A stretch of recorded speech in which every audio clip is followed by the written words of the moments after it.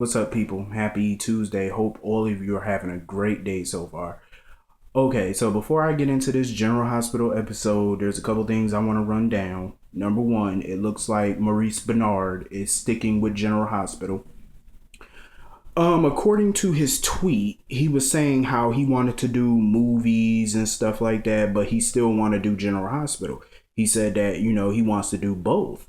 So I think that right now he's in negotiations with ABC and I guess the producers at General Hospital about, maybe lighten up his schedule, maybe so he can try and, fit both in because, he wants to do movies. He still wants to do General Hospital. According to his tweet, he said that General Hospital is his home, and I believe him. I don't think he wants to leave because Maurice Bernard has said this many times. He will step down from General Hospital as Sonny Corinthos when the role becomes boring for him. When he gets bored with the role, he'll step down. But, he's been here 21 years, almost 22 years, and he's not bored yet. So it looks like he's sticking around. Before I get into this episode, let me just say this. Finally, the Nina Clay storyline is moving somewhat because it's been slow. This is what I don't like about Ron's creative writing. I feel I can't really, well, yes I can blame him fully because even though he has a writing staff who writes some of these episodes and stuff, but he oversees it. And it's like, what I don't like about him is he drags storylines out.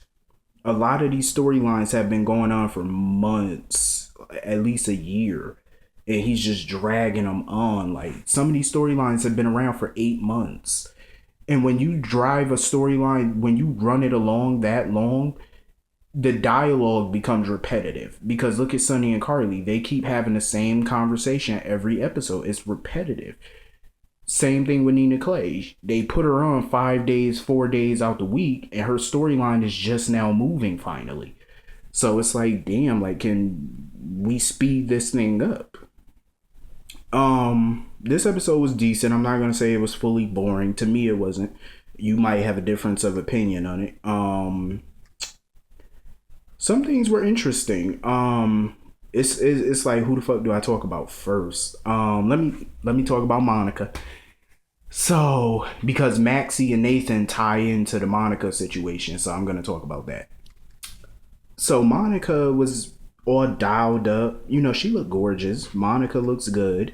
Ned came over and we find out that she's there on a date. Monica has a date. I said, wow, it's been almost 8 years. It's been 7.5 years since Alan died. And Monica is finally going on a real date. I said, wow. It's about time that Monica's putting herself out there because I'm like, she's been a widower. She's been a widow for 7 years now. How long are you supposed to wait to go on a date? I think she waited so long because, Alan was her one true love. And, normally on soaps, people get married after their spouse dies. Normally they move on probably like a few months, maybe a year after. It's been 7 years for her.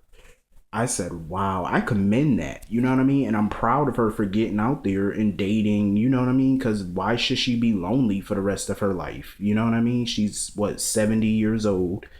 60, I think she's 68, 69, close to 70. Why should she be alone for the rest of her life? And I know that's not what Alan would want. So it's good for her to get out there and start putting herself out there. But I am not fond of the son of a bitch that she is dating. And let me talk, this is where the Maxie part comes in. So Maxie and Nathan are having their first date. This was a horrible first date, I must say. Because guess who joins them? What is his name? Judge Walters. And guess who plays Judge Walters? If y'all don't know him, his name is William Allen Young. And for those who don't know Mr. William Allen Young, the guy who plays Judge Walters, he played on the 90s sitcom Moesha, starring Brandy Norwood and Ray J. He was Brandy's father on the show. Remember, he played Frank Mitchell. So it's good to see him again, but he was a hard ass on this show, and he was definitely a hard ass on Moesha as her father. Go on YouTube and type up Moesha. You'll see what I'm talking about. It was a very good show. It ran from 1996 to 2001, so it ended 13 years ago. So anyway, he was a bastard on this episode. Judge Walters, I don't know what his problem is. He has a serious vendetta against Maxie and Nathan. I don't know what his deal is. To sit down and tell her who she can and cannot date, I said, you son of a bitch. How is that even legal for a judge to do that? To tell a woman, a mother, that she can't have her daughter back or visitation with her daughter unless she dumps the person that she's currently with? I'm like, is that even allowed? The reason I think, and this is me personally, the reason I think he has a grudge against Maxie and he's being tough on Maxie, I think is because, as we all know, her mother, Felicia, is running for mayor. I think she's still running for mayor. So I think he has a favorite in the mayor race, and I think Felicia is not his favorite. That's why he's being hard on Maxie. I think Maxie should file a petition to get him removed from her custody case. I think she should get a new judge because this judge is not fair. He's an asshole, and clearly he has a grudge against her. Like, she needs to get a new judge. He needs to recuse himself from this case because I've never in my life, even on TV, seen a judge act like this. Never this hard. Like, come on. And then you got the nerve to tell her what to do in her personal life. That's too much. Like, he's going overboard. And then when he said he was there because he had a dinner date with a friend or something like that, and he sat down at Monica's table, I said, oh, hell no. Hell no. I'm okay. I'm all good with Monica dating, but please not him. And then she said, cheers to a second date. I said, oh, hell no. Hell to the no. There will be no second date with this motherfucker. No. Alan would not approve of him. I'm sorry. And I don't approve of this guy either. No, Monica, no. Hell no. I'll be damned if he's going to be the new man of the Quartermain Mansion. Hell no. Next.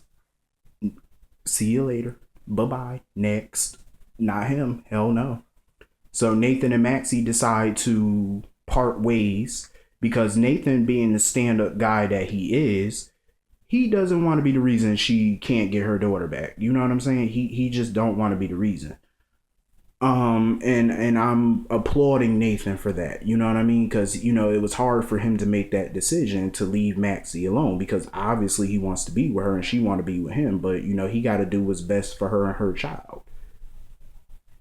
So hopefully all of this gets resolved soon because Maxie finally deserves to have some happiness and deserves to have her damn daughter back. I have no doubt in my mind that Spinelli is raising their daughter and he's doing a good job with her. I have no doubt about that because Spinelli loves kids and he loves his daughter. So, but I think Maxie needs her daughter and her daughter is going to need her mother. You know, it's all good that Ellie is a part of her daughter's life, but Ellie is not her mother. She needs her real mother. You know, Maxie grew up without her mother. She doesn't want that to happen to her daughter. No, you know, I don't want that to happen. But I think the reason they're doing this is because obviously Spinelli is no longer on the show, so I think that's why they're doing this, keeping her away from her daughter and stuff like that, because it's, you know, the fact he's not on the show anymore. I don't know, but hopefully this thing gets squared away. So anyway, Olivia comes in and I guess she mistakes that Ned was having dinner with Monica or something like that. I don't know, but it's obvious that Olivia wants Ned. And it's obvious that Ned has an attraction to Olivia too, even though he claims he's supposed to be having a date with Alexis. I like how she mentioned Denzel Washington's new movie that just came out. It's funny that she mentioned it about going to see it. I was like, I like how they bring real life things into the show. I like that, you know, especially with the latest movie that just came out. You know, it brings some realism to the show. I cannot believe it though. I mean, Olivia is the 50% owner of the Metro Court, and this woman is behind a bar making drinks. I'm like, don't y'all have a bartender? Owners usually don't tend their own bar, especially in an upscale hotel. The Floating Rib is a different story, but at a upscale hotel, come on now. I wouldn't be serving no drinks at my hotel. I'm sorry, but no, I would get staff for that. I'm just saying. That's just me. So anyway, Alexis She decides to get all dialed up because she has a date with Ned. But she told Julian that the date wasn't a really date. It was her telling Ned that she couldn't be with him anymore because, well, they couldn't see each other in that capacity because, of course, she wants Julian. And Julian's idea of a fun night is sitting back watching reruns of the Golden Girls. I bust out laughing because I'm going to tell y'all a secret, something that y'all do not know about me. At 12 o'clock midnight, literally every weeknight, I would turn to the Hallmark channel and there would be a Golden Girls little marathon on, and I would sit back and watch it. I love the Golden Girls for some reason. It's a funny ass show. And the Golden Girls really is a timeless show. Like, it is funny. Blanche, Rose, it's just hilarious. Dorothy, the shit is funny. So anyway, they have sex, and Sam, who's in Amsterdam, she calls Alexis, and Alexis tells her that Julian swore he wasn't in the stables with Luke. And Sam tells Alexis that Julian's lying, or Tracy is lying, because she told her that Tracy told them that she caught Luke and Julian in the stables together. So she slapped the shit out of Julian, basically calling him a liar. He's telling her that he's swearing that he's not working for Luke. Technically, he's telling the truth, and technically, he's still lying because he's really not working for Luke, not the real Luke, of course, but he's also lying by omission because you are working for a guy that looks like Luke. So basically, you are lying. He kept saying that he's working for Rick Lansing or whatever, but you're lying. You're lying by omission. So anyway, Alexis storms out and Julian calls her trying to get in touch with her, but she went to the Metro Court to have a drink with Ned and whatever. And you could tell Olivia's jealous.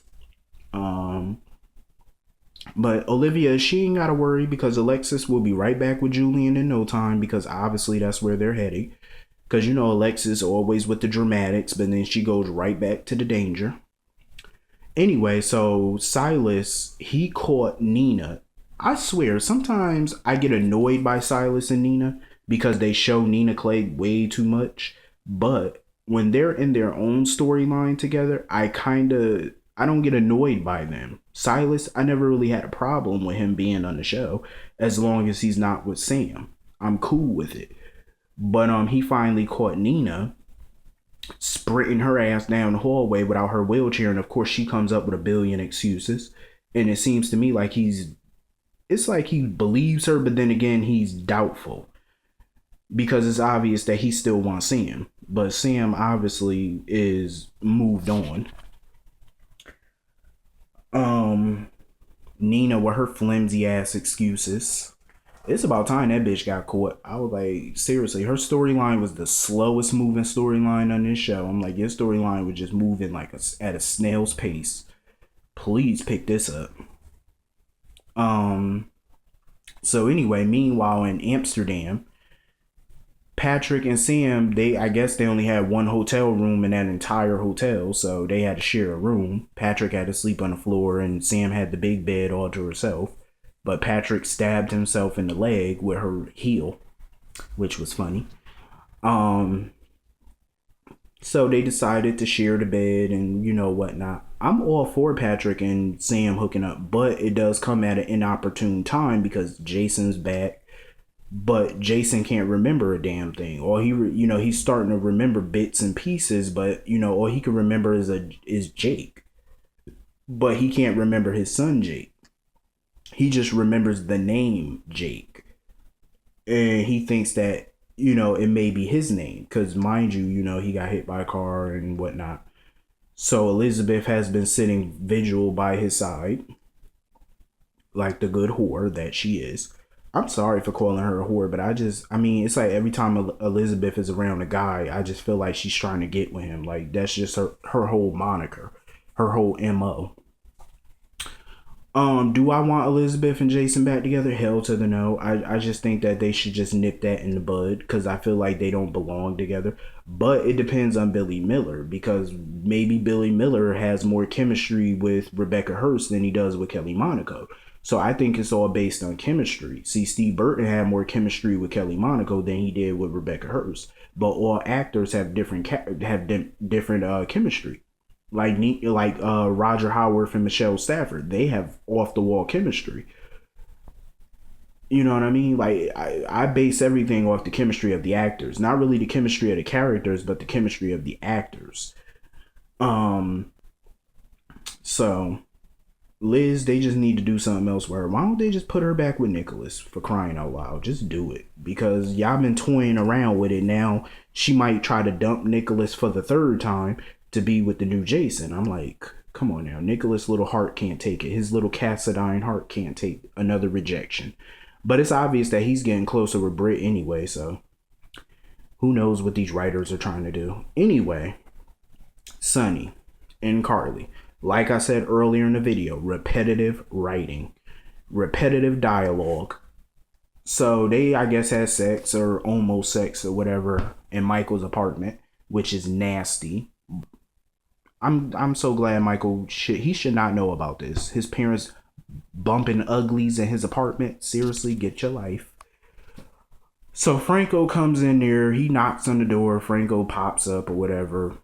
Talking about Sonny owes him an apology. Bitch, please. I wouldn't apologize to you. But in a way, it was kind of funny because he kind of did put Sonny in his place. Because Sonny was trying to act all arrogant and rude and talk so much shit. But guess what, motherfucker? You keep forgetting. Franco knows your secret. Even though he don't have the actual proof. But he does know your secret. So you might want to chill out with the insult, Sonny. So Sonny says basically he's sorry that Carly has to marry that freak. So Franco got on his fake phone and fake dialed Michael to basically tell Michael that Sonny shot AJ. That shit was too funny.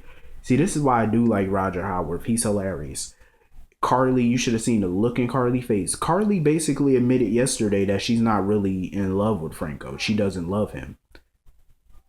And she basically, his date, October 7th, I think. So in a few short weeks, she has to marry Franco. Good luck with that. I think that's everything in this episode. So anyway, I'll see all you tomorrow. Have a great day. Hope you all have a wonderful day. See you tomorrow.